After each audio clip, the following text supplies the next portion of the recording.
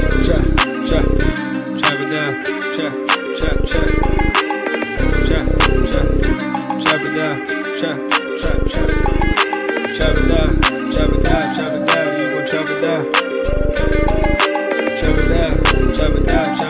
You gon' chop it down.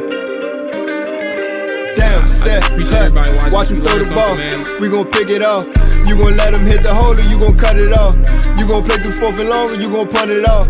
Your defenders, heavy hitters, put your pads in. Don't be looking for the ref to throw no flags in. Keep the helmet on, keep the cleats tight. You the type to want to win by any means, right? You should look alive. This is Trap or Die. Okay, here we go. Yes, sir. Welcome back to another episode of Trap or Die Podcast.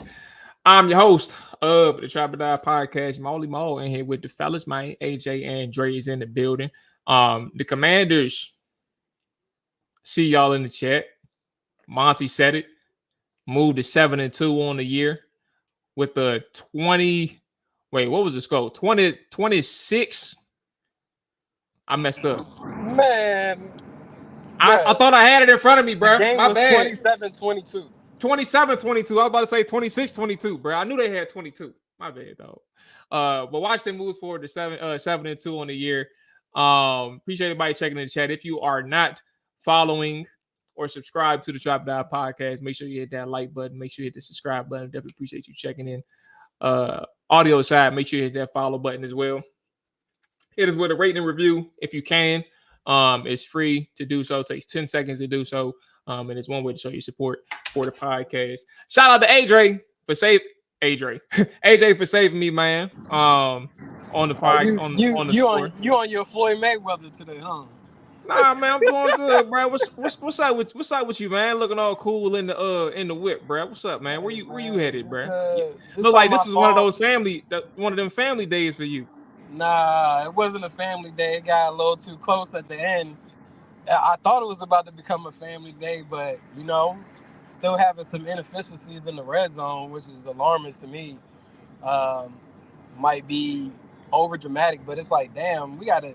I seen a stat. It was like they're 24%. They're 24th in the NFL in like the red zone, I think. Yeah, bottom third. Yeah, like that's not good, man. Like it's like when the field gets condensed, it's like Cliff brain goes into a frenzy. But I guess we'll get into it. But definitely was not a family day as I was thinking it would be.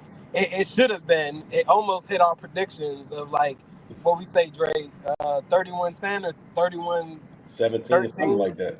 Yeah, it should have been like that. I don't know. I'm kind of frustrated. Like Mual was closer.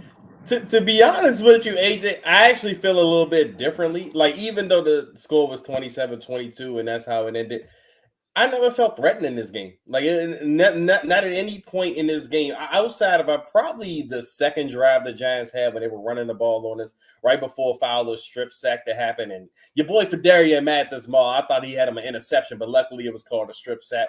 But hold on now. Y'all know my situation. I was coming in from a flag game. You know what I'm saying? So I missed the first quarter. Did I hear that Big Phil almost had an interception, bro? So luckily it was called a strip sack, because if it wasn't a strip sack, it would have been an incomplete pass because Phil had the ball right in his hands and he dropped it. So luckily it was a fumble, and that's yeah, we got the ball back. But that was the only. He almost have nothing with his non-catching ass. Like he's too damn big to be missing the ball coming at him like that. It was. I was about to be mad. Don't talk about the superstar like that. Hey, look, I was about to be angry, AJ, because if they didn't call it a fumble, that would have been an incomplete pass. Giants would have kept the ball. They would have probably kept driving. But that was the only time I really felt like, at any point frustrated about the game. Like, after we got that strip sack, we ended up scoring on that drive. And I just didn't feel like the Giants at any point were going to come back and beat this team, because offensively, we're the better team offensively. And the Giants were playing old school football. Like, they were playing that style of football as, we can't stop your offense, so we want to keep your offense off the field. So to me, it was just a drag it out game. It was just dragging out the inevitable. And we won the game 7-2. I'm with it, man. Yeah, it's 7-2. That's the most important thing. I think for watching, as you mentioned, like I remember, this is not about gambling. This is more so just me checking my bets. I'll let y'all know. But I looked on the first quarter, I had a first quarter play, and I was checking in on everything as I'm on my way back home. And your man, Tyrone Tracy had like 40-something yards in the first quarter, like 45, 47 yards in the first quarter. So I think when I was on my way back home as well, they mentioned at that time, and this is actually impressive if we think about it in retrospect. The Giants had, I think, 130-something yards in the first half alone. Actually, probably like going into like early second quarter.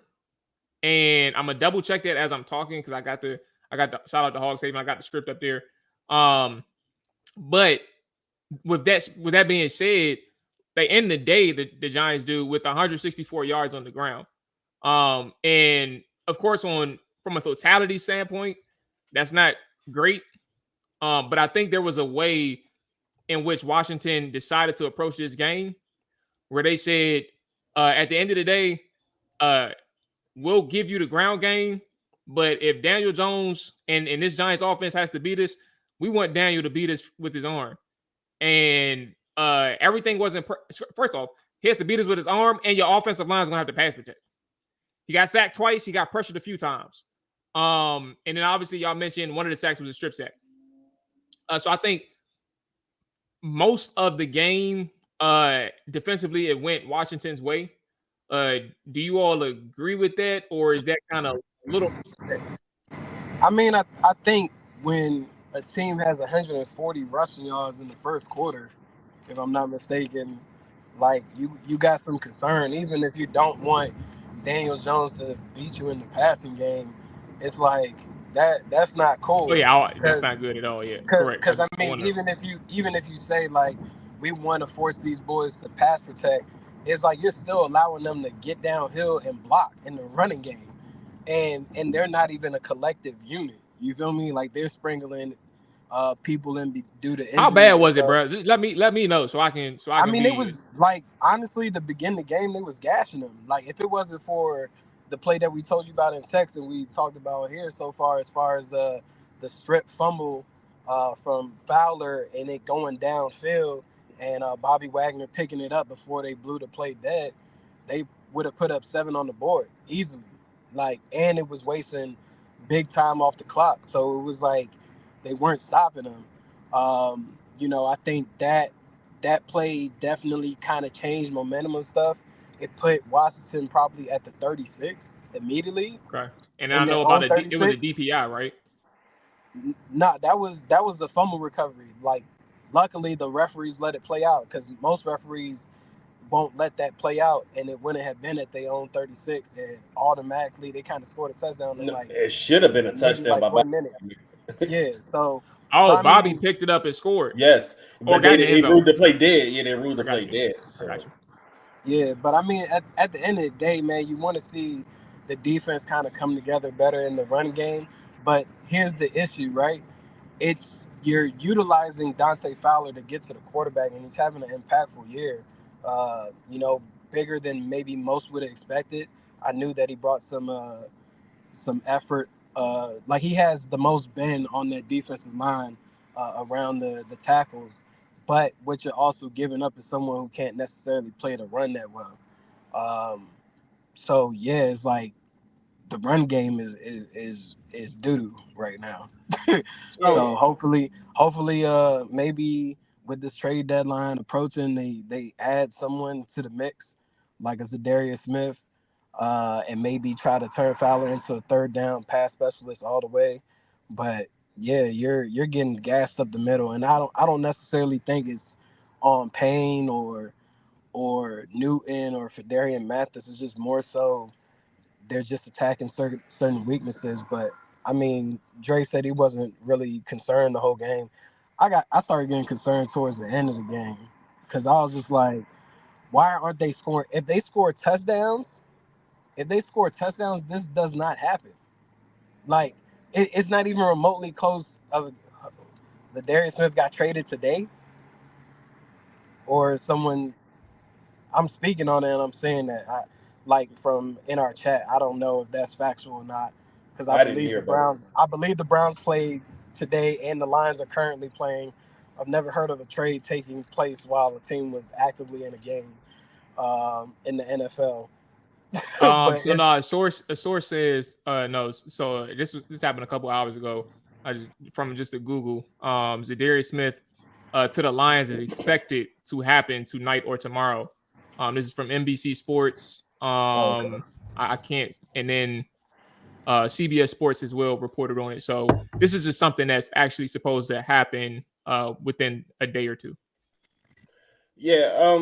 As far as the defense goes, my bad. I'm sorry. Yeah. I just had to make one statement. Yeah. Just to be clear. So at halftime, 142 rushing yards for the New York Giants at halftime, and they finished the day with 162 rushing yards. 164 rushing yards on the day. So that's kind of where my comment. Now I don't disagree with AJ, right? Because I think at the end of the day, you got to consider the fact that you are, just because you are in the too high or like you don't have that extra man in the box, right? You got to be mindful like that. That don't mean you just give up big plays after big plays. But they hunkered down eventually. And I think for you to survive the first half, giving up as many yards as you did, and still having a 2-score lead, going into halftime, and then ultimately making it 24-7, I believe. I think that's kind of where I was getting at. I think that was kind of a positive from that aspect. But go ahead, Dre. I just wanted to make sure we knew what the numbers was going into the second half. Yeah, no, I mean, and honestly, to start the game off, the defensive game plan was a little confusing to me because I'm like, all right, you're respecting Daniel Jones' passing ability too much. And I think that respect came from the first game we played against them where Malik Neighbors kind of torched us throughout the game because the Giants wasn't really running the ball as much as they were today. Today, it was obvious the game plan was we want to keep that explosive offense off the field. Like you only run that type of game plan if, one, you aren't comfortable with the quarterback that you have, and two, that you're worried about the offense that you're playing against, stopping that offense consistently. And the Giants ran that, and Washington never really seemed to adjust early on. They just kept giving it to them. And one of the more annoying parts about that game plan was the edge rushers or the ends, the D ends, they all were aggressive towards the handoff. No one was kind of conservative to the point where they were going to stay on the outside and watch Daniel Jones, which as every time he had a zone read keeper, it was a free 10 to 15 yards for him. So that's where a lot of those chunk yards came. They adjusted a little bit better, but the thing was you ended up getting a lead in the game where you could, whereas if the Giants wanted to keep playing this ball control offense, it was a detriment to the Giants and not Washington after you took the lead. So that's why I wasn't really concerned about it. I also think they were better in the red zone today. I mean, how many times did they get in the red zone today? I mean, they ended up with 3 trips. They went 100%. So they were 100% in the red zone. They scored in the red zone. It wasn't like the first Giants game or it wasn't like the Bears game where they weren't scoring. I mean, I don't expect perfection in the red zone every week. I mean, I do want more touchdowns than I get field goals. So, and at the end of the day, we did get more touchdowns than field goals in this game. But, the end of the game, you're scoring over 30 points. But obviously, you let up there, you kneel, you're getting victory formation. So that's I'm wrong. I thought I saw 3 for 3. That was actually the first half stats I was looking at. They went 3 for 6. So 3 for 6 in the red zone. I would like to see a little bit better than 50%, but it's better than last week. That's an improvement from last week, right? And it's an improvement from the first game against the Giants. Improvement, yeah. But I also second part that we got to consider the very last drive where they actually nailed it in the red zone is going to count against them. Yes. So yes, 3 for 5 is if you really want to slice it that way. I would have scored right there. I would have. I was kind of with you, AJ. I was with you. Boys, you about to put up some points. I don't blame you, but I mean, statistically speaking, in the context of this conversation, 3 for 6 is going to look worse than 3 for 5. But yeah, I would have scored too, especially if they're calling timeouts. Go ahead, put them out their misery, score the touchdown. And it's a divisional opponent. Fuck them. now you can't come back. So, but yeah, 3 for 6, technically 3 for 5. And then ultimately, I think honestly, and if I had to think about something from the aspect of even turning the tide, like there was a moment in the first half, maybe even the first 18, maybe 19 minutes of the game, New York was controlling the time of possession, obviously running the football all over them, like you mentioned. But they was controlling the time of possession. I think the fact that you get Jaden Daniels in that offense humming the way they did, despite how many minutes they actually were off the field, right? They come into the game and they're able to take back over the time. Like, let me see if I can kind of find the first half numbers. So they ended up, like, the second quarter was basically Washington's. That first quarter, in like a good few minutes into the second quarter, the Giants dominated, but they end up Washington trailing like in a 3-minute time possession, 16-13. But then they also end up finishing the game in a 32-28 time of possession split in favor of New York. But I just think Washington, from that standpoint, like being able to have Jaden Daniels in a moment or in a situation where like you do have some pressure on your defense because they're on the field a lot and you have to find a way to keep your offense on the field. You get Jaden Daniels making some crucial throws, some critical plays. And then you get him using his legs as efficient as they are. But then also you find a way to get your defense in a spot where they can actually catch their breath, right? And actually make some plays for you. And I think that ultimately helped turn the tide. Even if they were on the field as many times as they were, like in that first quarter and that early second quarter, that time of possession game in itself, it kind of balanced out. And I think that was a big part of how they were even able to even the playing field, if that kind of makes sense. Yeah, no, I mean, I agree. I mean, see, the thing with the offense, I thought they were just in control for the most part of the game. To me, it just came down to getting into that position where you get a certain, a lead over the Giants, which they got. They ended up going, what was it? Like you said, before the half, you go up 21-7. At that point, that's when I'm really like, okay, Giants got to do a lot to come back in this game. And the game plan that they are playing in this first half is not going to work on Washington at this point because that game plan was ball control offense. So you can't play ball control offense down 2 scores. You have to speed everything up. And that did. It was a detriment to the Giants' game plan. They didn't run the ball as much in the second half. They had to pass a little bit more. And we were able to get our running game more, which was a big thing. And I want to get to my guy, Chris Rodriguez. Chris Rodriguez is the guy that's kind of similarly built like Brian Robinson, who I actually thought they would use more than, the Ravens game that Brian Robinson missed? I thought they would use Chris Rodriguez more in that game, but they didn't. And he actually got called up for the first time today, and he played, extensive minutes, got meaningful carries in his game, and he looked good. Like, I mean, Chris Rodriguez, he didn't really start going to the second half, but he got going, and he looked similar to B-Rob. He's not one of those guys that you can easily tackle with an arm or one person. You have to get multiple guys to kind of get that guy down. So I was glad to see Cliff get him involved. Jeremy McNichols, he looked good when he got the ball. Austin Eckler was efficient when he got the ball. So you didn't really have to need Jaden to go out there and be Superman in this game at any point in the game, really. Jaden just had to be Jaden, and Jaden was Jaden in this game. I mean, Jaden was making the right reads, I mean, the right passes, and that's probably another reason why I feel so comfortable and confident in his team, is because we haven't had a guy like Jaden before, where you just feel comfortable that he's going to make the right decisions, the right reads, the right throws every time he goes out there. And he did that today. I mean, we didn't see any signs of like the injury, the rib thing bothering him. And can I just mention that Washington is 7-2 for the first time since I'm going to give you my age because I know you like to mess with my age a lot. I was 11 years old the last time Washington was 7-2. That was 1996. Now, we don't want I thought you were going to go to the 80s. No. Hey, look, but we do not want this season to end up like that season did. We only won 2 more games and missed the playoffs that season. That we went 7-2. So this season here, that ain't gonna happen. No, not with the schedule, not with Jaden Daniels. No, I can't see that happening. Yeah, I think for me, how I'm gonna continue to look at the games going forward for the remainder of the schedule is how can they necessarily improve to be dominant when it's playoff time? Because this is a playoff team. You feel me? Like, they're not gonna go on a streak where they only win 2 more games for the rest of the season. You feel me? Like, they're going to be in the playoffs. I think some of the things that you want to clear up is the run game, like stopping the run game, finding out what's going to happen with your particular offensive run game if a B-Rob and Eckler can't be a combo package.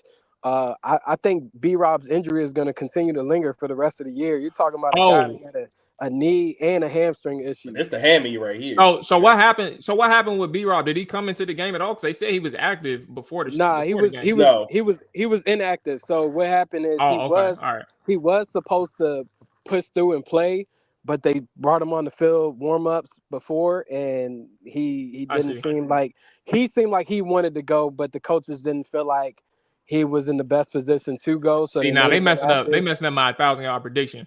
And y'all know he was on pace before these injuries, bro. Y'all can't do that to me. Y'all gotta give me credit, bro. Y'all know he was on pace for 1K. He was on pace. I give it to you. Man, injuries are part of the game, man. So, sound like I'm about to win this bet. So yeah, at the end of the day, injuries are part of the game.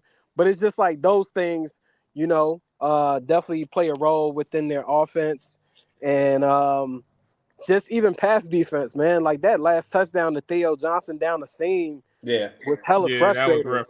Like that was frustrating, man. So I'm just looking at how they could possibly improve in some things schematically. But even with this deadline being Tuesday, like you have to make a push, man. You got to go get somebody. I don't know if it's going to be a wide receiver, a cornerback, a defensive end. Just show me that you're interested in getting someone, and maybe start working out some running backs as well that can play in like a big back not dual back, but a big back power back type of role. Because like I said, these injuries with B-Rob gonna linger all year, especially how he likes to run. He gonna get hit in the knee, his hammy. Yeah, it's gonna continue for the rest of the time. Are we really geeking for another running back with Christian? We meaning like the actual team. I don't know how people personally feel about Christian Rodriguez, but like I'm pretty sure they feel pretty comfortable with Christian Rodriguez coming in for B-Rob. Yeah, after today they should. I don't think they were. I think Austin Eckler got banged up too in this game. He got hit in the knee. So I say that specifically because like I saw you mention that before Eckler got hurt, because you had mentioned this on Twitter too. Like you had mentioned Latavius Murray and somebody else. Yeah, I had mentioned like someone like a Latavius Murray or Leonard Fournette, just because I just think like those are guys that kind of are similar at this point of B-Rob's career to him. But I don't think the plan was to go into this game with C-Rod having maybe 6+ carries. I don't even think C-Rod has 6 carries in preseason in all 3 games. So, I don't think that was in the formula, but Austin Eckler got a little banged up on one of the plays at his knee. But yeah, it's just gonna be interesting overall how they continue to go the rest of the season. But definitely, I would like to see them make a move going into this trade deadline in 2 days. All right, let's go ahead and hit the ad break for a second. Let's hear a word from Underdog Fantasy, and let's get into our one sentence takeaways following the break. All right, let's take a break from the show right quick, and let me tell you something about Underdog Fantasy. It is the greatest time of the year because football is back and it's here to stay till February. You can win up to 1,000 times your money just by choosing higher or lower on your favorite player stats such as touchdowns, passing yards, and more. Peep that touchdown thing, right? If you're a Commanders fan, Jaden Daniels, Brian Robinson, you're looking like money. You can make that entry on Underdog Fantasy, choose higher on their touchdown total, get you some bread. Making picks on Underdog is straightforward, and signing up is even easier. Just head over Underdog's simple to use mobile app or UnderdogFantasy.com. Sign up with promo code TrapperDive, and Underdog will give you a free pick to use on your first cash pick'em entry, plus up to $1,000 in bonus cash when you deposit. That's Underdog Fantasy promo code TrapperDive to claim your new customer special of a free pick and your deposit offer. Must be 18 plus, 19 plus in Alabama and Nebraska, 19 plus in Colorado for some games, 21 plus in Massachusetts and Arizona, and present in the state where Underdog Fantasy operates. Terms apply. Void in Colorado. Concerned with your play? Call 1-800-GAMBLER or visit www.ncpgambling.org.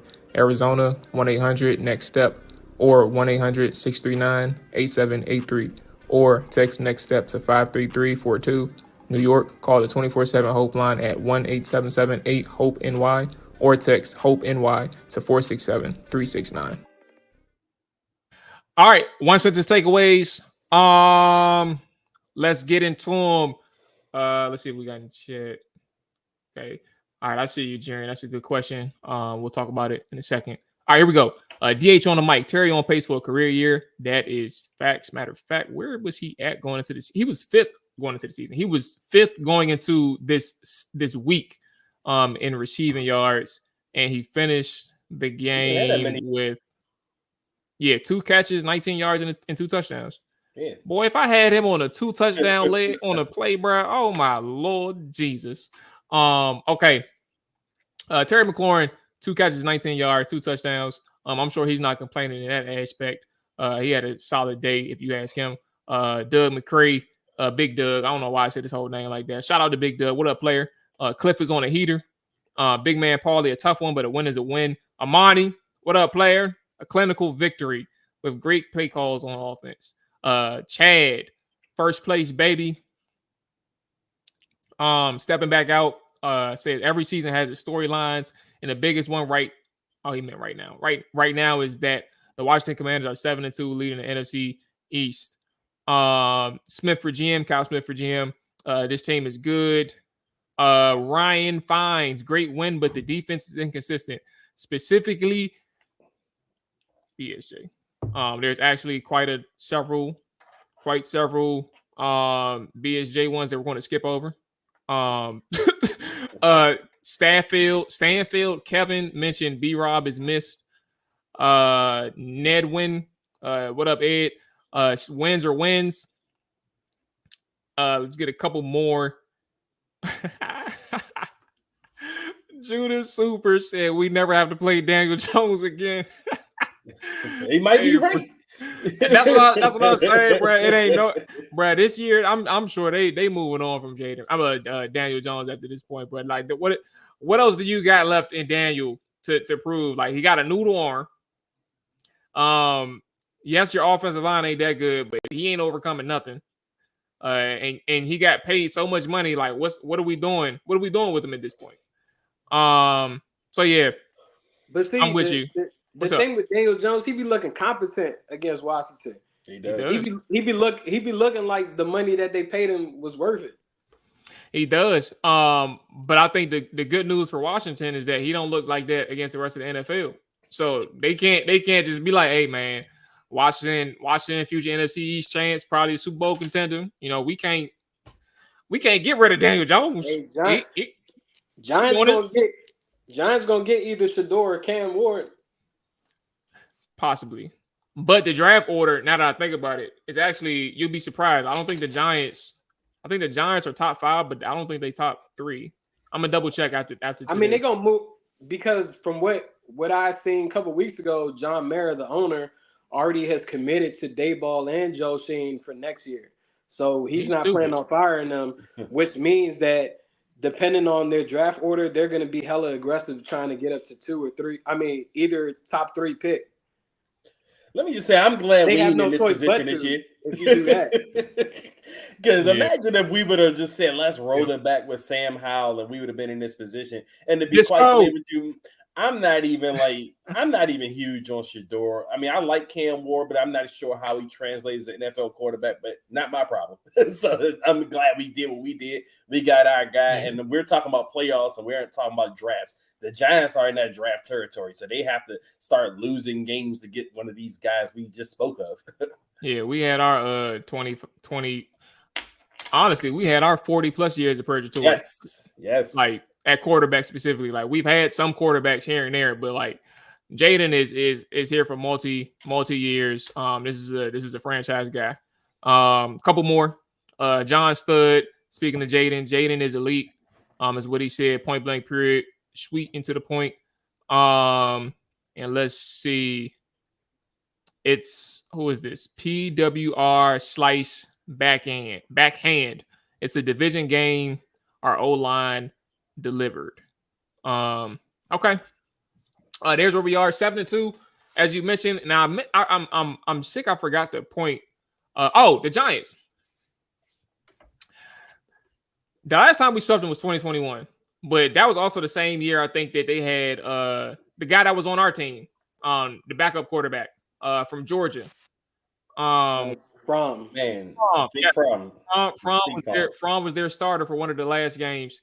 And then Daniel Jones, we had to kick a field goal twice because we missed the first one with Dustin Hopkins on a Thursday nighter. So that's the only way we ended up beating them that year. So the first real sweep that I would consider in some time, and I just want to pat myself on the back, while I do think that everybody else or majority of people did see Washington winning. There was no way in hell they was gonna go into this season, bro, and lose to these MFers again. In fluke fashion, but this is just a different team. This was not a Ron Rivera led team. RR. We don't say that. We don't say his name around here. Not around these parts. But this was not an RR led team. And I think this is just one of those moments where when you look at this Commanders organization, there's several things that you can be impressed about. Obviously up next is the Pittsburgh Steelers, fellas. They're coming off a bye week. And this is going to be slated for a really good 1 p.m. matchup at Northwest Federal Credit Union at the Fed. Do we have any last thoughts on the Giants before we do just like a quick blurb on the Pittsburgh Steelers? I'll say that Joe Witt Jr. and his staff did a good job of bottling Malik Neighbors.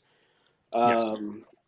I definitely will give him kudos for that. He kind of alluded to it in his presser earlier in the week, but maybe that was their game plan. I'll find out later on if the game plan was to let them have the running yards, but really try to trap in Malik Neighbors, because if we paid a close attention to the Giants game, most of their targets were really going to Malik Neighbors. This game, they kind of had to try to force it to other people, such as the Darius Slayton, Theo Johnson, stuff like that. I mean, if that was the case, then they did an amazing job, because to end the first half, the Giants had -8 yards. So I'm curious what a statistician will pull up, but I can't remember a half where a quarterback played and wasn't injured and had negative passing yards to end the first half. So maybe that was their plan, and letting them run. And for me, I got two things. I want to get this first one out before I get my overall prevailing thoughts on the finish of the game. But shout out to Jeremy Chin, who I thought played a hell of a game on the defense. We may have been annoyed by a lot that happened on the defense today, especially, getting gashed. But Jeremy Chin played his ass off, man. I seen him all over the field. I heard his name a lot. I mean, this was the guy we kind of saw in Carolina who was rivaling Chase Young. 13 tackles, 2 tackles for a loss, 1 pass defense, 7 solo tackles. Yes. So Jeremy Chin, I mean, he gets a game ball if Dan Quinn's giving those out today. Second, my overall prevailing thought of this game, coming out of this game, this is the type of game where you kind of see the character of your team. You can go out there and you can play an emotional game. You can go out there, you can play a really good team. You can play a good team really good. You can beat a good team. But that doesn't mean you're a good team. To me, the character of a good team is how do you play when you're expected to win? And this was one of those games you came into the Giants. I mean, this is a divisional opponent. It's never easy, but you were expected to beat the Giants. I mean, being the season that you've had so far, they came in, and again, I didn't feel threatened at any point in this game. I mean, there may be some kind of PTSD that's kind of like, sitting in the back of your conscience saying, oh, man, they may come back. But I just never really got that feeling that they were going to lose this game to the Giants. And they pretty much, they may have gave the Giants a couple of things later in the game in the second half, but I still never thought that the Giants were going to beat us. Even that last drive, we're up 27-22. We have to close out this drive. That was an easy closeout of a drive. Like we didn't seem stressed. Like we were not stressing out at any point during that closeout of the drive, and we could have put another score up to just kind of put the finishing touches on the game, but we decided not to. Victory formation. So to me, this is the sign that this is a good team at this point. This is a team that will make the playoffs this year. Now, the biggest question we have going forward is how good is this team? How good are we going to be in the playoffs? Can we beat some of these teams that we're going to face in the playoffs? We're going to start answering some of those questions. I mean, we got this Pittsburgh Steelers coming up. That's a possible playoff team over in the AFC. Of course, we still got the Eagles twice this year. So we're going to see some teams that's going to give us that playoff feel coming up. But for me, I feel really good in saying coming out of this game that this is a good team and they're doing what they're supposed to do up to this point. Shout out to Monty, Amani, and obviously, what is his name? Slice Backhand, who mentioned the offensive line. Yeah, 0 sacks on today. Amante allowed, and I think for Washington's Jaden Daniels, I mean, he had 8 carries, I believe, for 35 yards. As long as one was 16. But I remember he was hot on one where he had a free rusher to him, and he just simply slid up in the pocket, which hurts the rusher because like they're going full tilt at the quarterback. They're not tempo. They're not running at a pace. They're just running full steam ahead. He just makes a slight move up into the pocket and gets around them like he was prepared for that. And I think that just shows, like, first off, how locked in the offensive line is. But then secondly, you think about just how Jaden Daniels is controlled when there's moments of chaos. So yes, 0 sacks on the day. He had 128 passer rating, 2 touchdowns, no interceptions. I don't think he was even close to a turnover on today during today's game. So I think for Washington's offensive line, their ability again to put up another 100+ yard rushing game as well, 150 yards, over 100 yards with your backs in particular. But it was just an impressive outing for your offensive line. A quick preview into the Pittsburgh Steelers game, who are coming off a bye week. I think they're 6-2. Let me double check, but I believe they're 6-2. They didn't lose last week. Yep, 6-2, and they're leading their division. Obviously, Baltimore 6-3 with their win against Denver. I can't wait for that game. Pittsburgh travels well for the 4-0 home start to the season. I think this is going to be one of those games where Washington's home stadium does get flooded with opponents' fans, and that's just one of those ones because they're not literally right down the street, but they can make the drive if they want to, and they travel well, point blank period. So that's what we're going to be running into with Pittsburgh. Their defense is the number 2 defense in points allowed, and they're number 9 in yards allowed. This is going to be coming down to a defensive battle on both ends, and I think Washington is really going to have a strong test right in front of them. Now, granted, you're not going to see them again until you make the playoffs, but at the very least, this game will show you where you are offensively in terms of your preparedness, in terms of your physicality, and in terms of also your ability to make plays. And that's kind of where I'm interested from that angle to see where Washington stacks up against one of the best defenses in the NFL. And last thing I'll say, because I forgot about this, granted, the Giants had their way in the ground game against Pittsburgh last week, which was, in my opinion, I thought it was an anomaly. But at the same time, if they give you a blueprint to do something, I wonder how far Washington takes it in terms of stealing their game plan or their approach in order to keep their offense on the field. I actually think this game is going to be similar to the approach that we had against the Bears. I mean, I think the Bears defense is kind of similar to the Steelers in their physicality. They're going to bring that toughness. They got guys that can make plays on the defense. So the good thing is we just seen a team just like this in a sense with the Bears. So now how do you carry over from what you've seen against the Bears to this Steelers game? And I'm so glad that this is happening within 2 weeks of each other, because this gives you time to say, okay, damn, we had this situation over here. We didn't convert. We really had a struggle game on offense because we weren't able to get the ball in the end zone until a Hail Mary play. So now 2 weeks later, how do you prepare for a similar opponent that's going to bring a similar game plan pretty much? Your offense, can they show that they can be better than they were 2 weeks ago against this Pittsburgh Steelers defense? So that's, to me, a thing I'm looking forward to this game, just seeing how the offense is going to prepare for this. Defensively, it's honestly another situation where it's kind of similar to the Bears game in a sense. Like Russell Wilson, I mean, he's the starting quarterback for the Steelers now, but I'm still not convinced that we have old Russell Wilson, like, the Russell Wilson of the Seahawks teams. I mean, they played a couple of opponents, kind of weren't in the Steelers level the last 2 weeks that he started games.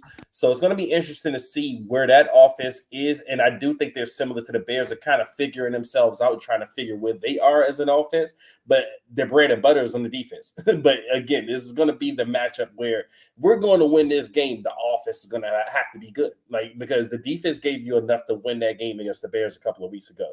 And you almost lost that game because the offense wasn't good enough. You needed a miracle to win. So this game, you can't rely on a miracle in this game. You have to have the offense be a lot better. And this is a game where they can take from what they learned against the Bears and see how can we beat a defense that's kind of similar to what we just faced. Yeah, I mean, looking forward to the Pittsburgh game as Mual touched on. This is definitely going to feel like a home game for Pittsburgh. They travel well. It's a lot of people from the Pittsburgh area that reside in the DMV metropolitan area. I still expect Washington fans to show out. They're 7-2, which hasn't happened around here for a very long time. But ultimately, man, the main thing that I'm concerned about is TJ Watt going against Andrew Wally. Yeah, like, I mean, Andrew Wally, he's been having a productive season, but he hasn't necessarily had to go primarily against a pass rusher like. Well, they're gonna get that man chip out. Endless Yeah, of it. so yeah, that's going to be intriguing, especially how they scheme for them offensively. Attacking TJ Watt, but even on the other side, you got a guy in I want to say Highsmith is still playing, and Herbig, Nick Herbig. I'm not even sure if I'm saying his last name right, but yeah, like, you got pass rushers that can definitely be a problem. Not necessarily scared about Pittsburgh's secondary, but ultimately with that game, my number one fear and number two and number three is TJ Watt.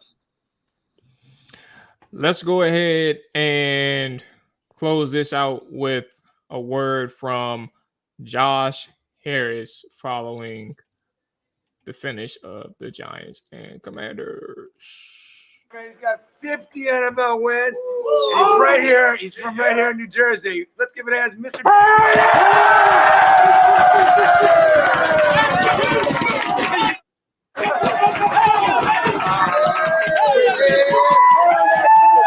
And our toughness, our brotherhood.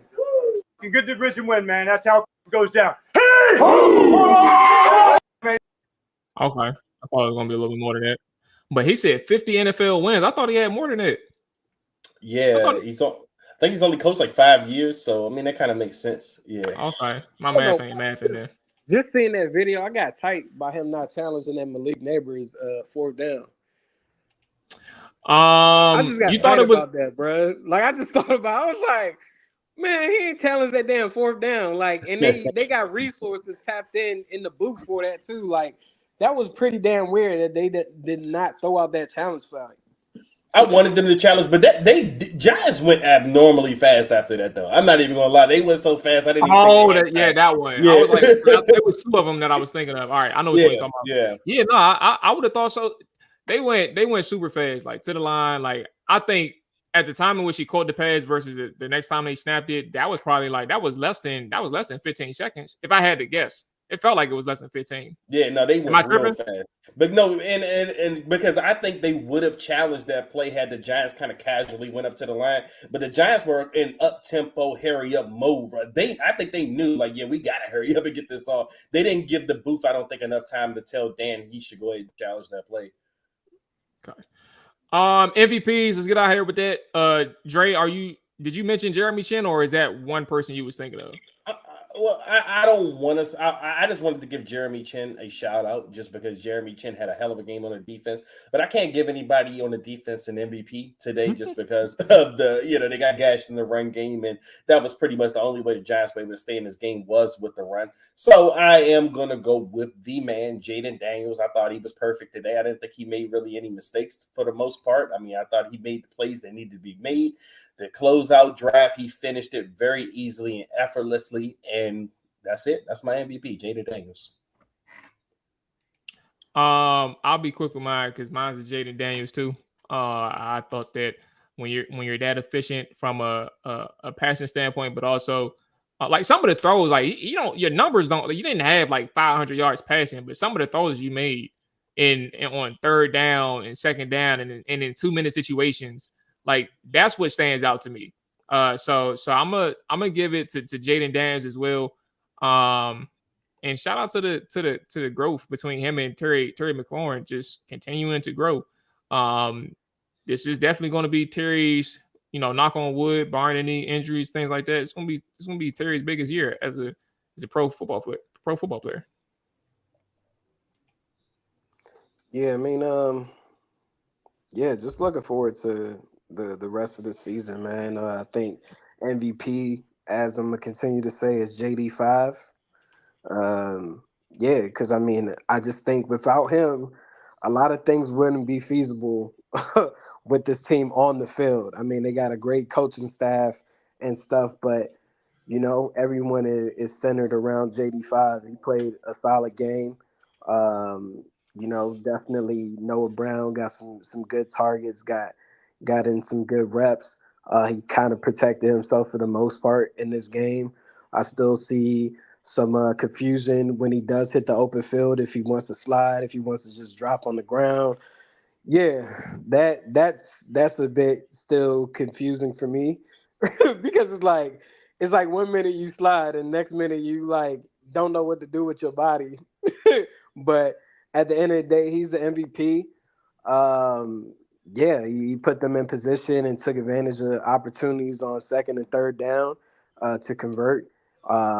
Terry might not have had the biggest day from a receiving yard aspect. I think he finished with 19 yards, but to end the game with 2 passing touchdowns was pretty interesting, especially even the first touchdown. Like that was a perfect throw. He threw it where only Terry could make a play on the ball.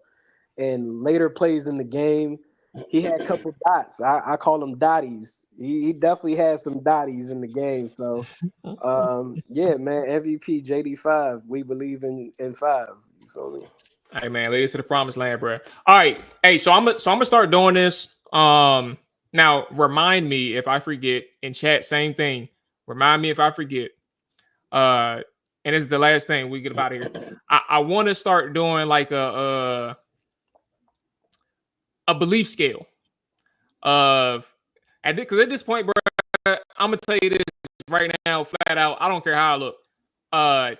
We're past the era of what was, bro. Like all that's gone.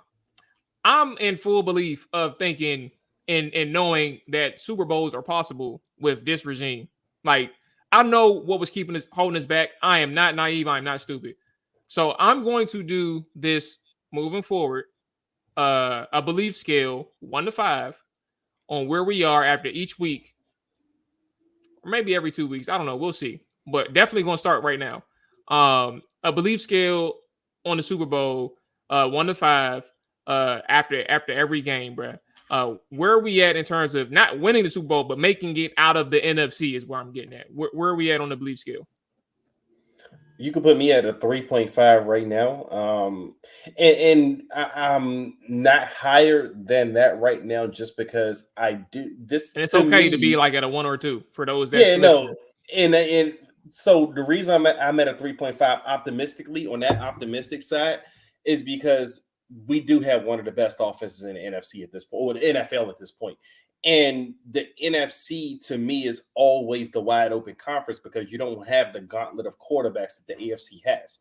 So you have a chance in the NFC. The only thing that's kind of that I'm hesitant about, and I still can get these questions kind of answered, as the season goes on, is what we've been talking about. Can we strap up when it comes to the run defense? Because we're going to face these type of teams in the playoffs. Do we have the horses on defense to kind of make this run when things get tighter in the playoffs? You can't just always rely on the offense. The defense is going to have to step up. But because of how good this offense is right now, and because I do think the NFC is always a more wide open conference than the AFC, I'm at a 3.5 for the belief scale. So I'm close to the 4. And that's a good score for me, and that's further along than where I ever would have thought I would have placed this team on a greatest scale to the Super Bowl in year 1 of this regime. I'll go right quick. You said 3.5. Yes, 3.5. Okay, all right. I was looking. All right, so I see Jay Tyler said 3.5. Bo said 3. I'm with Bo, man. I'm at a 3 right now. I think for all the reasons that you mentioned, for sure. Dre, but I also think in my situation, I just it's hard for me to see past this defense at this point because I know we haven't really faced teams with a lot of weapons that can really stress us on the perimeter and stress us in the interior at the same time. while there's teams that do exist. We talked about that during the week. I'm still at that same standpoint, but the reason why I say a 3 and I'm not lower than that is because of the fact that this offense gives you any chance. Gives you a chance any single Sunday. So it's hard for me to like move off of a number that's in the middle part of the ranking versus like just saying at a 2 or less than 3. So I'm gonna say a 3, solid 3, middle of the pack. They got a shot for sure. AJ, you there? All right, I'm assuming that AJ getting jumped. So ain't taking a shot right now. But no, it's all good. All right, so look, we will be back Tuesday. In the event that AJ doesn't get his opinion on, and he's tied up right now, we're gonna swing the block with AJ on Tuesday. There is something that trade deadline talk. So by the time we get on Tuesday, we'll have a full, complete situation understanding with the trade deadline, given that the deadline is at 4 p.m. on Tuesday. So we'll know anything and everything that they got going on. I personally think, I said it yesterday or 2 days ago, I think that a move might happen now. I was initially saying that it won't during the show midweek last week. But I'm on the opinion that I think something does happen. And that's with the report of Adam Schefter coming out saying that, players are secretly or unpromptly telling their agents that they want to try to find their way to Washington. So I think that's going to help them in their search for whichever secondary members that's reportedly that they're looking into. So I think that something does happen by Tuesday. But we'll see. That's going to wrap it up for us. Enjoy the rest of y'all Sunday. Enjoy the rest of the games. Good luck on your parlays. F the Bills. F them. We out of here. Peace.